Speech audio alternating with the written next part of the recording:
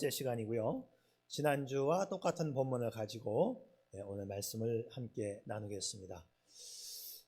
이 코로나 때문에 많은 우리 교우들이 못 나오고 있고, 특별히 반주자도 못 나와서 오늘 갑자기 성희가 대신 반주자 역할을 하고 있고, 오늘 영상이 지금 잘 송출되고 있는데 우리 영상 담당인 김병로 집사님이 안 나왔는데 다시 우리 박철희 집사님과 고재현 집사님이 영상 송출을 위해서 지금 수고하고 있고, 제가 휴대폰으로 들어가 보니까 아주 잘 전달되고 있습니다.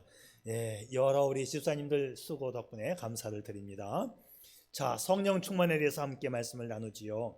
성령 충만은 우리 성도들이 기대하는 신앙생활의 최종 목적지다, 이렇게 봐도 틀리지 않습니다.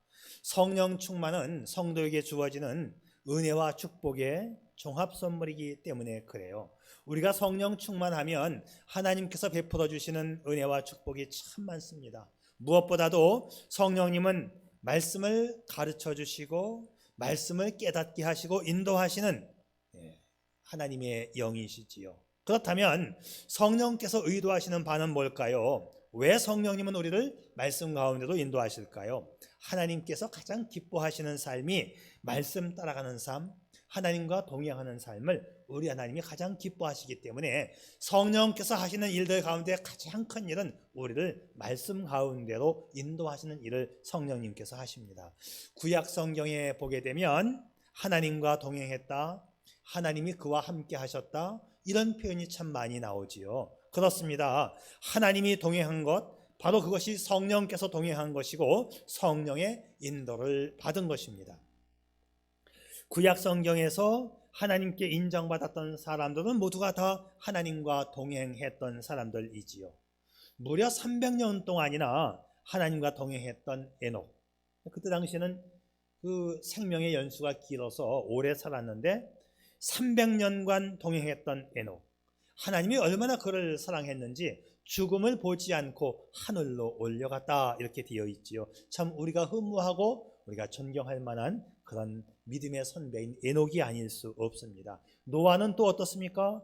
노아는 하나님께 은혜를 입었더라 했어요. 노아는 의인이고 당세의 완전한 자라 그가 하나님과 동행하였으니. 자, 노아는요 그의 고조 할아버지 에녹처럼 하나님과 동행했습니다.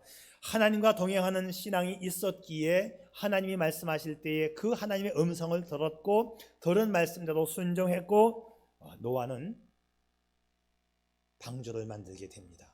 사람들이 노아에게 미쳤다고 했었을 거예요. 맑은 날, 그것도 산에 올라가서 바닷가에서 배를 만드는 게 아니고 맑은 날, 멀건 대낮에 산에 올라가서 배를 만드는 사람 보고 미쳤다고 했지만, 노아는 하나님의 말씀을 듣는 사람이었었고 말씀 앞에 순종하는 사람이었었고, 그래 성경은 말하기를 노아는 하나님과 동행했다라고 말하는 것이지요. 뿐만 아니라 아브라함과 이삭과 야곱 모두가 다 하나님과 동행했다고 성경은 말씀하고 있어요. 여러분, 요셉 아시지요? 개인적으로 요셉은요 희망 전무한 사람, 완전히 망가진 사람, 형님들이 그를 애굽에, 다른 나라에, 이집트에 팔아넘겼어요. 말도 안 되는 이집트에 살면서 얼마나 서러웠을까요? 형님들이 나를 팔아넘겨, 이 어린 나를 팔아넘겨, 그리고 어린 나이에 타국에 가서 살면서 그 엄마 아버지가, 부모님이 얼마나 보고 싶었겠어요. 그래도 믿음이 있는 사람이었기 때문에 잘 살아보려고 했지만 하는 일마다 꼬이고 누명 쓰고 감옥 가고 불운과 악재가 계속 덮칩니다. 그런데 요셉이 한참 후에 당대 최고의 문명 국가인 애굽, 즉 이집트의 국무총리가 됩니다. 상상도 할 수 없는 일이 요셉에게 벌어지었지요. 세상 역사가들은 요셉에 대한 이야기를 말할 때 그가 똑똑했기 때문에 됐다, 외국에서 건너온 사람이지만 언어에 유식하고 정말 그는 선견지명이 있었다, 그래서 그는 바로가 그를 국무총리로 발탁했다고 말하지만 성경은 그렇게 해석하지 않습니다. 자, 우리가 요셉을 이해하면서 가장 중요한 대목이 뭐냐면, 자, 요셉에 대해서 성경은 이렇게 말하지요. 여호와께서 요셉과 함께 하심으로 그가 형통한 자가 되어. 하나님이 함께 하시니까 지혜로웠고요, 이집트에 가뭄이 왔을 것을 미리 알고 대비하는 그가 되었다 이 말입니다. 성경은 하나님께서 그와 함께 하셨다, 그래서 그가 국무총리가 되었다라고 말합니다. 인간적인 방법으로 그가 삶을 살았으면 분노와 원한 그리고 복수의 삶을 살아야 했었는데요, 그는 하나님 말씀에서 떠나가지 않았습니다. 그래서 하나님은 그와 함께 해 주셨지요. 자, 이것을 오늘의 주제에 맞추어서 표현을 한다면 하나님은 성령 충만한 사람과 함께 하신다, 그렇게 표현이 가능한 것입니다. 여러분, 성령 충만해야 하나님의 인도를 받고 하나님의 인도를 받아야 축복의 통로가 연결되어지는 것입니다. 그래서 성도의 삶의 최종 목표가 뭐냐? 성령 충만이 되는 것이지요. 물론 성도의 삶의 최종 목표는 그리스도의 장성의 분량에 이르기까지 성장해 가는 것입니다. 사실은 그 말이나 똑같아요. 그리스도의 장성한 분량에 이르기까지 가려면 날마다 성령 충만하지 않고는 안 됩니다. 여러분 생각해 보세요. 어린아이를 한번 생각해 보세요. 어린아이는 옳고 그른 거 생각하지 않아요. 어린아이는 이게 불량식품이야, 먹지 마 하면 오히려 더 먹지요. 오히려 불량식품은 아이들의 눈을 속이기 위해서 색깔이 진하고 알록달록하고 눈속임이 있습니다. 우리가 보기에는 저거 불량식품인데, 그런데 어린아이들은요 여지없이 색깔 진하고 아름다운 것을 고릅니다. 자, 그렇습니다. 그런데 말이죠, 성숙한 어른은 이 내용이 뭔가 무엇으로 만들어졌는가를 선택하는 것처럼 성령 충만하고 그리스도의 장성에 이르기까지 성숙한 성도인은 어린아이의 신앙이 아니라고 성경은 말씀해요. 그렇기 때문에 우리가 추구하는 것은요, 날마다 성령 충만을 통해서 성숙한 그리스도의 장성의 분량에 이르기까지 자라가야 한다, 이것입니다.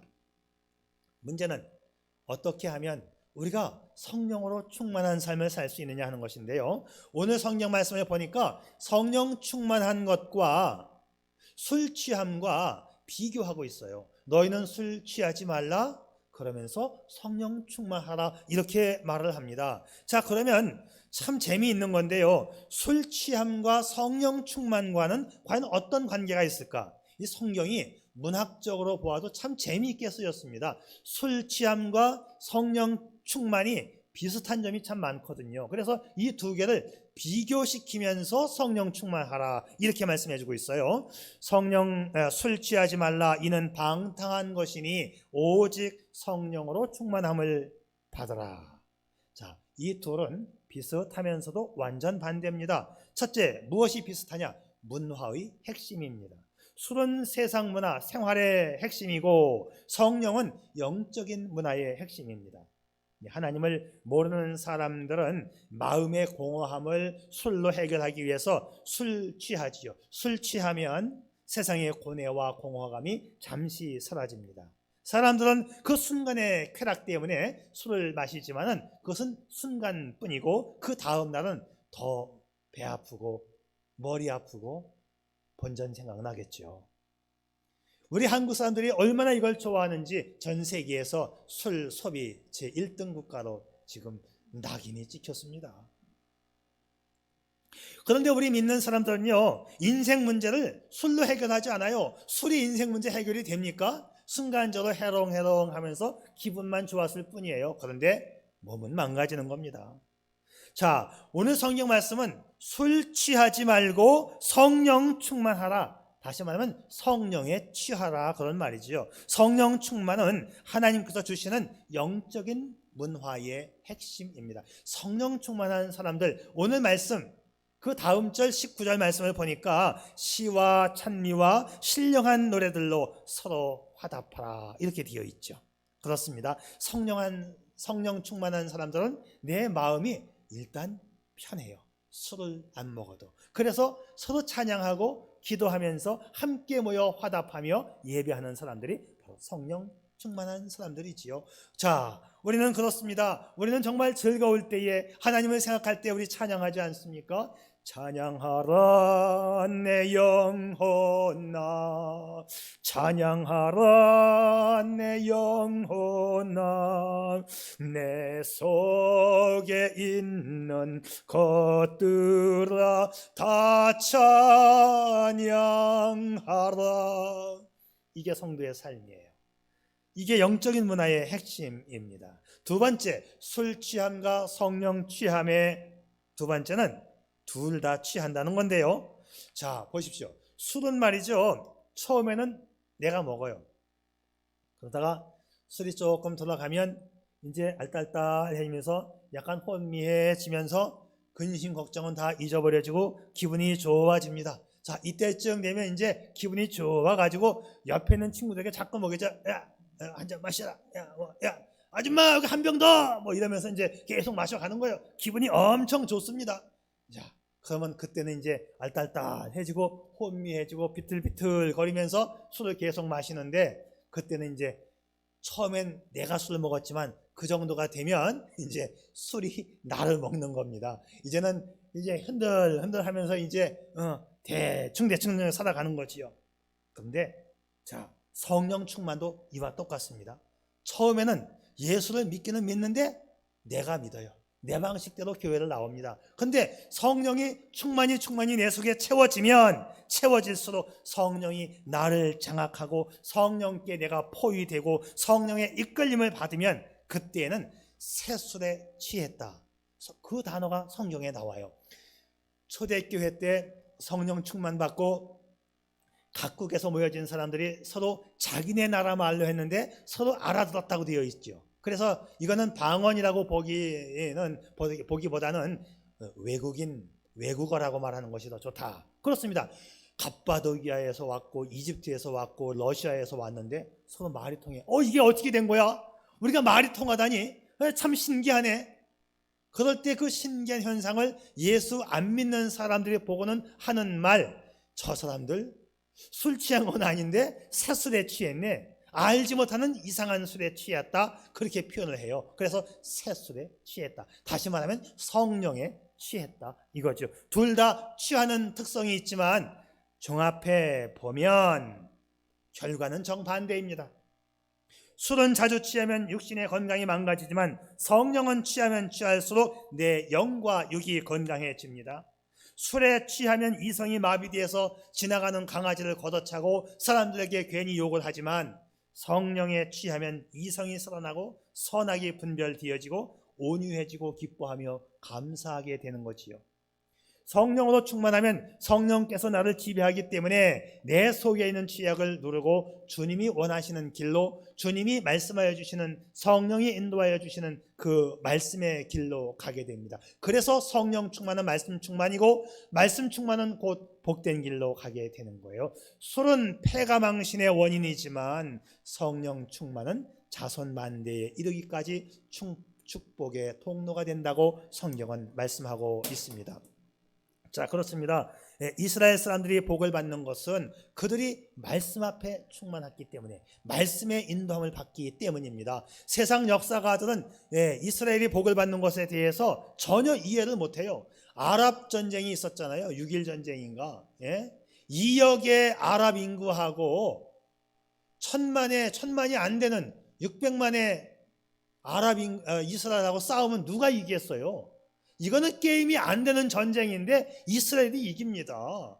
하나님이 함께 주셨기 때문에 이기는 것에 대해서 세상 역사가들은 이해를 못하는 거예요. 자, 중요한 것은 이겁니다. 내가 어느 쪽에 취해 사느냐, 내가 술 취함으로 살아가고 있느냐, 내가 성령 취함으로 살아가고 있느냐, 이 둘 중에 어느 주도권이 내 속에서 세냐, 이것이 내 인생의 판가름이 되는 것입니다. 자, 그렇습니다. 술 취하지 말라. 이는 방탕한 것이니 오직 성령으로 충만함을 받으라. 성령에 충만하면 성령에 의하여 흔들림 없는 삶을 사는 거예요. 성령 충만 받으라, 성령으로 채움 받으라, 성령의 지배를 받으라, 다 똑같은 말입니다. 술과 같이 세상 문화의 지배를 받으면 세상 흘러가는 대로 따라가지요.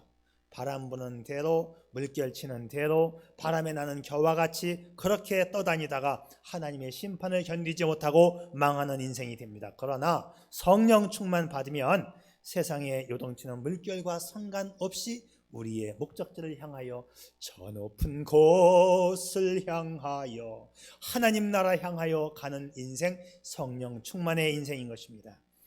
자, 북극해에 가면 거대한 빙산이 떠다닌다고 해요. 아직 제가 못 가봤는데, 근데 거대한 빙산, 이 얼음산이 떠가는 방향하고 작은 얼음 조각이 떠가는 방향하고 방향이 다르대요. 아니, 똑같은 얼음이 똑같은 바다에 떠 있는데 빙산이 떠가는 방향과 얼음이 떠가는 방향이 다르다. 이게 왜 그럴까요? 여러분, 먼저 알 것은 이거예요. 얼음은 물에 뜨기는 뜨는데 가라앉는 부분이 더 많아요. 그래서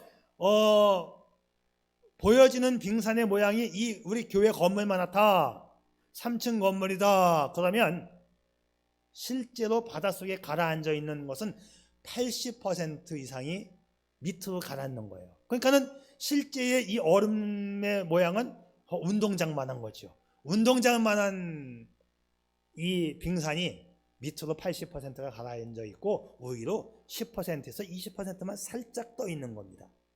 자, 바다에는 조류가 있잖아요. 바닷물이 계속 흘러가는, 바다가 흘러가는 방향이 있어요. 거대한 빙산은 조류의 영향을 받기 때문에 일정하게 조류의 방향을 따라서 흘러가요. 그런데 작은 얼음 조각은 동남풍이 불면 동남쪽으로 흘러가고 서북풍이 불면 서북쪽으로 흘러가는 거예요. 그래서 그 북극해에 가게 되면 빙산의 움직임과 작은 얼음 조각의 움직임이 다르다는 것을 관찰할 수 있다고 해요. 자, 뭐냐?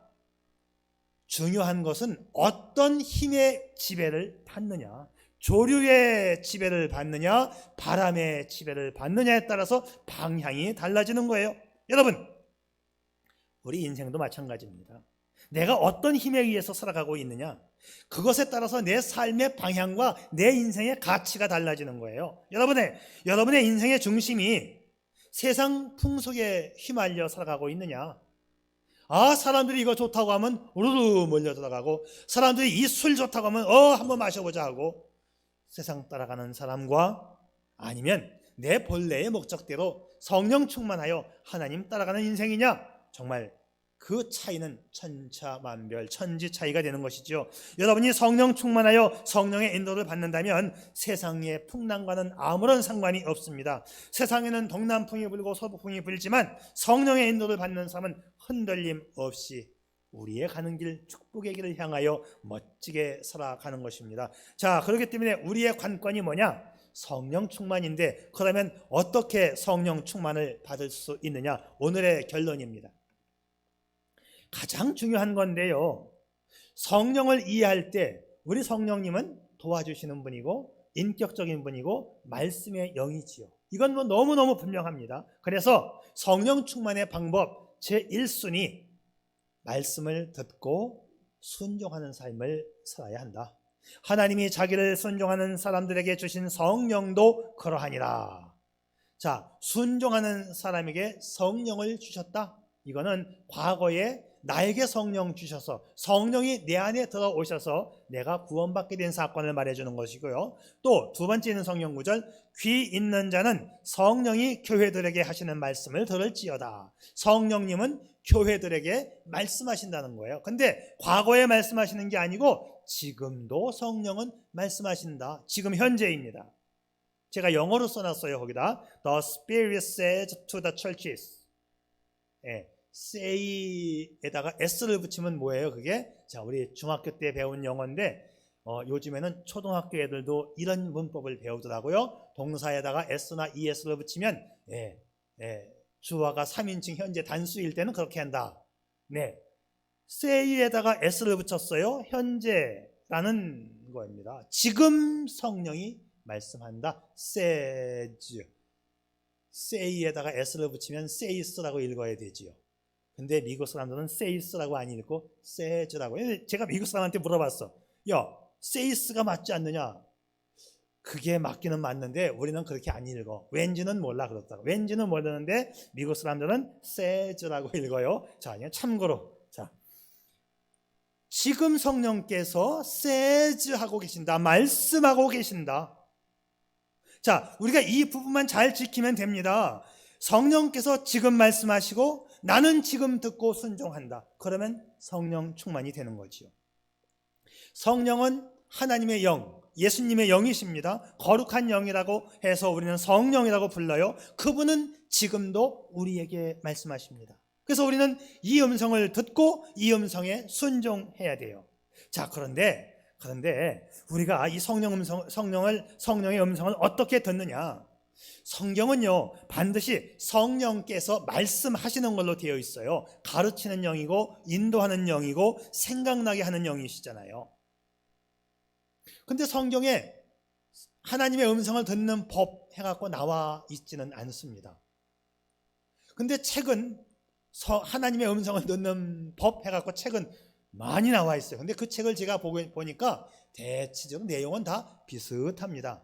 근데 어떤 분이 이렇게 썼어요. 하나님의 음성을 듣는 법 해서 성경에 근거해서 참 책을 잘 썼어요. 잘 썼는데 맨 마지막 부분에다가 이렇게 했습니다. 사실은 제가 최대한 쓰기는 했지만 저도 잘 모르겠습니다. 하나님 말씀을 보십시오. 그게 사실 정답이에요. 자기가 정확히 알 수는 없다. 나도 잘 몰라요. 내 책 안 사봐도 됩니다. 얼마나 참 재미있고 그러면서도 얼마나 정직한 사람인지. 그렇죠. 자, 그런데 말이죠. 하나님의 음성을 듣고 귀하게 쓰임받는 사람들의 공통점은 성경에 나와 있습니다. 그 공통점을 찾으면 되는 거예요. 그 공통점이 뭐냐? 제가 말씀드렸어요. 하나님의 말씀을 듣고 또는 하나님 말씀을 이해하고 따라가고 순종하면 그게 하나님의 음성을 듣는 겁니다. 자, 많은 사람들이 그래요. 하나님의 음성을 들으세요 하면 나는 믿음이 그 정도가 아니야. 난 하나님의 음성 못 들어. 자, 그게 아니에요. 하나님의 음성은 어떤 소수의 어떤 성도들만 하나님의 음성을 듣는 것이 아니고 하나님의 음성은 하나님의 음성을 깨닫는 것이 1차적인 하나님의 음성 듣는 겁니다. 왜? 제가 지난 시간에 말씀드렸죠. 하나님께서 이미 완성되어진 하나님의 말씀을 우리에게 주셨다. 이 성경 말씀이 완성되어진 하나님의 계시예요. 그렇기 때문에 하나님의 말씀을 우리가 읽거나 공부하거나 설교 말씀을 들을 때에 깨달음 오는 것, 그것이 하나님께서 나에게 주시는 음성입니다. 1차적으로 제일 많이 오는 하나님의 음성은 성경 말씀을 통하여 온다. 여러분, 이거 놓치면 안 돼요. 우리는 하나님의 음성을 들어라 하면 뭐 계시가 이렇게 오는 것처럼 생각하는데, 물론 그것도 있는데 그거는 아주 드물게 오는 것이고, 제일 많은 건 뭐예요? 왜 하나님이 말씀을 주셨겠어? 그래서 이 말씀을 깨닫고 이 말씀을 이해하고 말씀 따라가는 것, 바로 그것이 하나님의 음성을 듣는 첫 번째 관문이고, 이 부분이 제일 많습니다. 그렇기 때문에 지금도 성령은 말씀하신다고 했고, 말씀하시는 성령님의 음성을 듣는 것, 그것이 성령 충만의 제일 지름길입니다. 그러니까 성도라고 한다면 누구나 음성을 들어야 하고, 성도라고 한다면 누구나 그렇게 살아가야 되는 것이죠. 자, 우리 하나님은 인격적인 분이라고 했어요. 그래서 인격적인 분과 우리는 소통하고 대화를 해야 돼요. 그래야만 함께 교제할 수 있고 동행할 수 있어요. 하나님과 소통하는 것의 가장 많은 부분의 기본적인 게 말씀 따라가는 것. 그래서 말씀을 듣고 이해하고 공부하는 가운데 성령께서 깨달음을 주시면, 이 말씀이 이런 뜻이었구나, 이렇게 살아가야 되겠구나. 그 순간, 깨달음의 순간이 뭐냐면 하나님이 나에게 계시를 주시는 거예요. 이게 하나님 말씀이다. 이게 내가 너에게 주는 말씀이다. 그래서 그것이 바로 하나님의 음성을 듣는 순간이에요. 자, 그래서 말씀 따라가야 하고 말씀의 인도를 받아야 하고 순종하는 자에게 성령 충만이 이루어집니다. 아주 이제 특별한 경우에는 하나님께서 또 이렇게도 주십니다. 꿈을 통해서, 계시를 통해서, 환상을 통해서도 하나님이 주시는데, 이 부분은 그렇게 많지는 않습니다. 자, 그런데 중요한 것은 뭐냐면, 꿈과 계시와 환상을 통해서 내가 어떤 음성을 들었으면 그 들은 것이 모두가 다 하나님의 음성이 아닐 가능성이 참 많아요. 이게 내 생각인지 하나님의 진짜 음성인지 또는 마귀의 음성인지 셋 중에 하나로 구분할 수 있어야 합니다. 내가 내 마음의 뜻을 두고 한참 기도하다가 밤새워 금식하며 몇 날 며칠 기도하다 보면 내가 거기에 환상에 빠져가지고 비몽사몽간에 잠 안 자고 기도하다가 비몽사몽간에 뭔가를 들었는데 그게 하나님의 음성을 들을 수가 있어요. 그럴 수도 있다는 것 생각하시면서 그러면 어떻게 하나님의 음성인지 알 수 있느냐? 역시 성경 말씀에 비추어 보아야 합니다. 내가 받은 계시를 성경 말씀 앞에 비추었을 때에 성경에 이미 나와 있는 계시와 지금 내가 영적으로 받은 어떤 계시가 일치하면 하나님이 주신 것이고 아니면 또는 내용이 좀 성경에 일치하지 않는다 싶으면 그건 마귀가 준 거예요. 자, 성경은 이미 완성된 계시로 말씀을 주셨기 때문에 이 완성된 계시에서 벗어나는 것은 모두가 다 마귀가 주는 것입니다. 예컨대 내가 기도하는데 갑자기 김 집사가 바람났다 하는 소리가 들려왔어. 이게 하나님이 주신 계시일까요? 그래가지고는 내가 계시를 받았다고 사람들에게 동네방네 소문을 내죠. 봐봐, 요새 김 집사가 화장빨이 진해지고 옷 색깔이 진해지고 매일같이 어딘가를 나가잖아. 말이 맞는 것 같아. 그런 계시는 하나님이 주실 이유가 없죠. 이건 사탄이 준 거 100%. 인격적인 하나님은 교회에 덕이 되는 계시를 주시지 그런 계시는 마귀도 계시를 줍니다. 그러니까 우리가 정확히 분별하지 못하면 마귀 꼬임에 넘어갈 때가 얼마나 많은지 몰라요. 자, 대체적으로 하나님의 음성은 오히려 내가 하기 싫고 내가 하기 어렵고 그러나 하면 교회에 도움이 되는 것, 그건 하나님의 음성의 가능성이 높지요. 하나님은 인격적인 분이고 교회에 덕이 되는 은사와 덕이 되는 말씀을 주신다는 것. 자, 그래서 성령님은 성경의 말씀과 대치되거나 위배되는 말씀은 절대로 주시지 않는다는 걸 우리가 알아야 되겠어요. 자, 그래서 우리가 앞으로 기도할 때 하나님의 음성을 간구할 때 좀 이렇게 했으면 좋겠습니다. 첫째, 조용히 우리 자신을 가라앉히는 겁니다. 내 자아가 강하면 성령의 음성이 들려와도 이건 아니야 하고 밀어버립니다. 일단 내가 조용히 내 마음을 가라앉혀야 돼요. 하나님 말씀해 주세요. 하나님이 말씀하면 내가 순종하겠습니다. 자, 이럴 때 성령의 음성이 세미하게 들려올 때 내가 들을 수가 있습니다. 내면적으로 음성이 들려올 때 이걸 들을 수 있는 나의 차분한 모습, 나를 가라앉히는 모습이 중요해요. 두 번째는 매일같이 말씀을 사모해야 합니다. 일단 말씀이 성령께서 하나님께서 이게 기록되어진 말씀이기 때문에 기록되어진 말씀만이라도 매일같이 사모해 보십시오.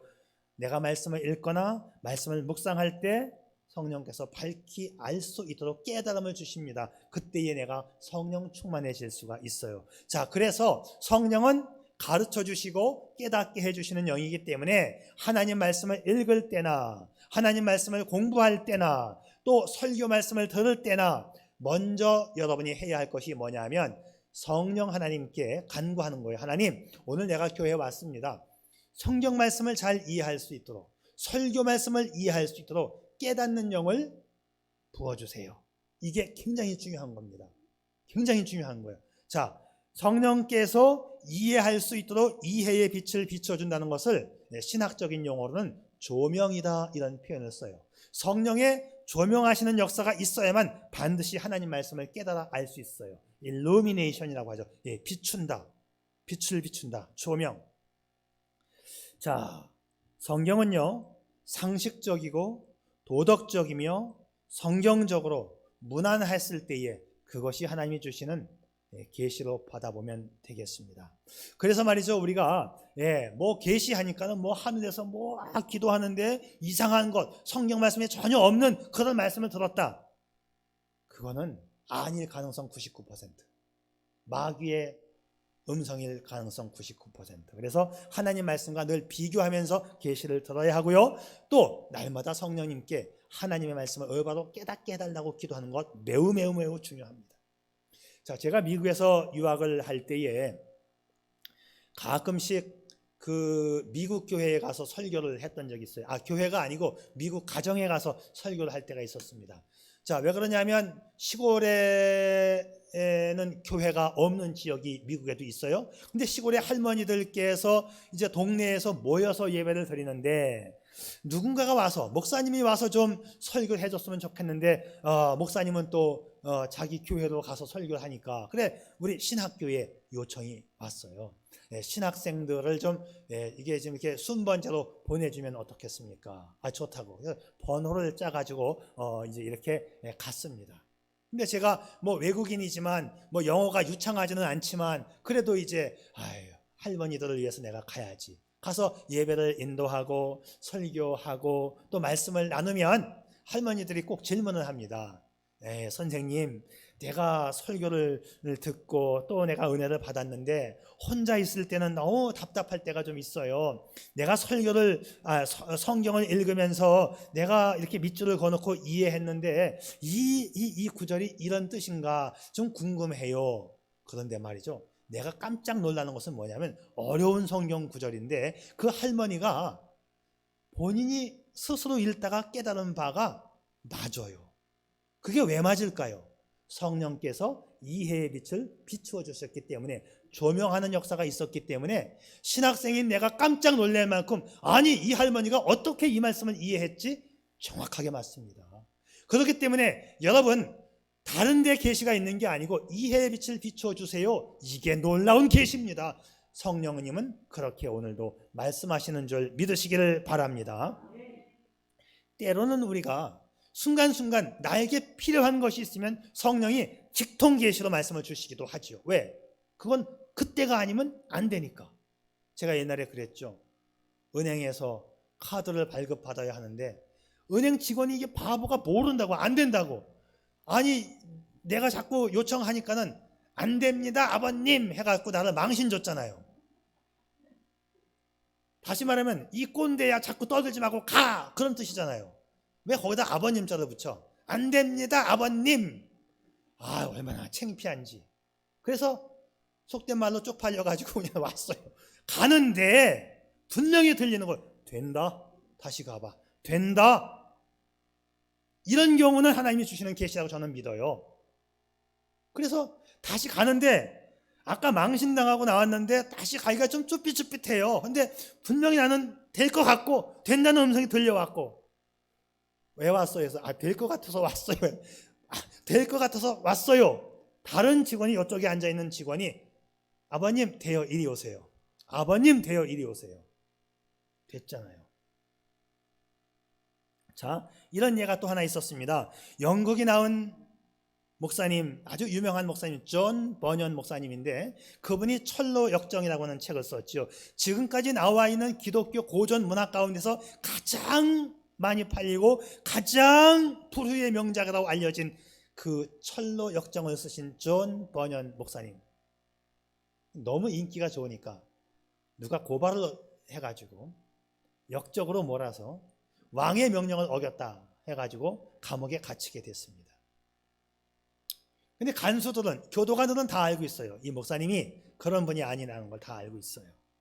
그래서 이 교도관이 하루는 문을 슬쩍 열어주면서, 목사님 내가 열어줄 테니까 얼른 집에 가서 아이들하고 사모님 좀 보고 오세요. 목사님이 기분이 좋아서 아유 고맙다고 하고 가다가 저만큼 가다가 다시 오시는 거예요. 그래서 아니 왜 오십니까 했더니 내가 가는데 성령님께서 가지 말라고 해. 가지 말라고 하셔서 그냥 왔어. 다시 깜빵 안으로 들어갔습니다. 그런데 목사님이 다시 들어오시고 나서 1시간 후에 국왕이 직접 나와가지고 버년 목사님이 있는가를 확인하고 갔어요. 자, 그때에 교도관이 이렇게 말을 했답니다. 목사님께서 성령의 인도하심을 따라 행동하시니까 목사님도 살고 나도 살았습니다. 이제 앞으로는 목사님이 가시라 마라 제가 말하지 않겠어요. 목사님이 기도하시면서 성령의 음성을 들으시면서 가시고 싶을 때 말씀해 주세요. 이런 경우도 있지만 아주 극히 소수이고요. 하늘에서 뭐가 뚝 떨어지기를 기다리기보다는 먼저 여러분 말씀 앞에 충실하시기를 바랍니다. 성령은 지금도 말씀하신다. 나는 지금 순종한다. 이 관계만 되어지면 우리 하나님께서 우리를 올바른 길로 인도하실 줄 믿습니다. 자, 성령 충만의 두 번째는 성령을 소멸치 말라. 자, 데살로니가전서 5장 19절 말씀인데 소멸치 말라라고 되어 있는 이 부분을 제가 영어 성경으로 보니까 영어 성경은 성령의 불을 끄지 말라로 되어 있어요. 그러면 더 이해가 쉽지요. 자, 무슨 얘기냐 하면 성령께서 우리에게 깨달음을 주시고 말씀을 주셨어. 너 이렇게 해야 되지 않겠어? 너 기도해. 너 감사헌금해. 너 11조해. 깨달음을 주셨는데 에이 뭐 오늘만 날인가 뭐 내일부터 기도해지. 오늘 바쁜데. 하고 싹 막아버리는 경우가 있죠. 이게 뭐예요? 이게 소멸시키는 거. 이게 성령의 불을 꺼버리는 거예요. 성경은 그렇게 표현합니다. 소멸시키지 말라. 근데 성령의 불을 끄지 말라. 세 번째는 성령을 근심시키지 말라는 말씀이 있습니다. 우리 성령 하나님도 인격적인 분이시기 때문에 내가 불순종하고 성령의 불을 소멸시켜 꺼버리면 우리 성령님 매우 근심하고 매우 슬퍼하십니다. 하나님의 성령을 근심하게 하지 말라. 그 안에서 너희가 구원의 날까지 인치심을 받았느니라. 여러분, 성령께서 나와 인격적 교제하기를 원하십니다. 그때에 내가 반응을 보이고 따라가지 않으면 우리 성령님 나와 거래를 끊으십니다. 비참한 인간이 되는 거예요. 그냥 나 혼자 그냥 세상 사람처럼 살아가는 거죠. 자, 네 번째는 성령을 따라서 행하라고 되어 있는데, 자, 이 부분도 영어로 보게 되면 성령님 곁에서 걸어가라 또는 성령 안에서 걸어라. 하나님이라는 단어 앞에다가 in이라고 하는 전치사가 붙으면 하나님 안에서라고 해석을 해도 되지만 하나님과 함께 이렇게 하나님을 또는 하나님과 함께 이렇게 해석하는 것이 더 좋아요. 하나님을 믿으라 했을 때에 in God 이렇게 전치사 in을 씁니다. 그래서 하나님 안에서 믿으라가 아니고 하나님을 믿으라는 뜻이에요. 그것은 전치사 in을 씁니다. 이 헬라어에서 전치사가 n이라는 전치사인데 n을 영어로 번역할 때 in으로 번역을 하게 되어서 in이라는 단어가 하나님 앞에는 자동 습관적으로 쓰입니다. 자, 하나님을 믿으라. 하나님 안에서 또는 하나님과 함께 걸어가라. 그러면 성령 충만한다. 마지막 다섯 번째, 날마다 성령을 사모하며 기도하라고 되어 있습니다. 너희가 악할지라도 좋은 것을 자식에게 줄 알거든 하물며 너희 하늘 아버지께서 구하는 자에게 성령을 주시지 않겠느냐. 하나님의 자녀들이 성령을 구하면 성령의 충만을 주신다. 근데 우리는 기도할 때 구하라, 두드리라, 찾으라 그러면 주신다는 것 때문에 나에게 필요한 것만 구할 때가 참 많습니다만은 여러분 성령 충만이 곧 축복 충만과 연결되어지는 거 아니겠어요? 자, 그래서 내 필요를 구하는 것도 좋지만 우리가 구할 것 중에 가장 중요한 것 성령 충만을 먼저 구할 수 있기를 바랍니다. 너희는 먼저 그의 나라와 그의 의를 구하라. 먼저 이 우선순위가 바뀌면 안 되는 거예요. 그래서 먼저 해야 할 것이 있는데 하나님의 나라, 하나님의 의, 성령 충만을 먼저 구하고 우리의 구할 것을 구할 수 있기를 바랍니다. 자, 그러면 오늘 말씀을 보니까 성령 충만한 삶 그 이후의 내용이 19절부터 나와 있어요. 성령 충만하면 찬양하는 삶을 산다. 시와 찬송과 신령한 노래들로 서로 화답하며 너희의 마음으로 주께 노래하며 찬송하며 얼마나 행복합니까? 내 마음의 평화가 오니 우리는 찬양하면서 서로 찬양으로 화답하면서 살아가는 성령 충만한 사람의 삶의 모습을 이렇게 표현하고 있습니다. 이건 단순히 노래가 아니에요. 성령 충만함 속에서 흘러넘치는 찬양의 아름다움이지요. 성령 충만하면 세상과 나는 간 곳 없고 구속한 주만 보입니다. 그리고 주님께 찬양하며 행복한 여생을 살아가는 거지요. 성령으로 채움받고 성령의 지배를 받아 찬양하며 살아가는 행복자가 되시기를 축복합니다. 네, 기도하겠습니다.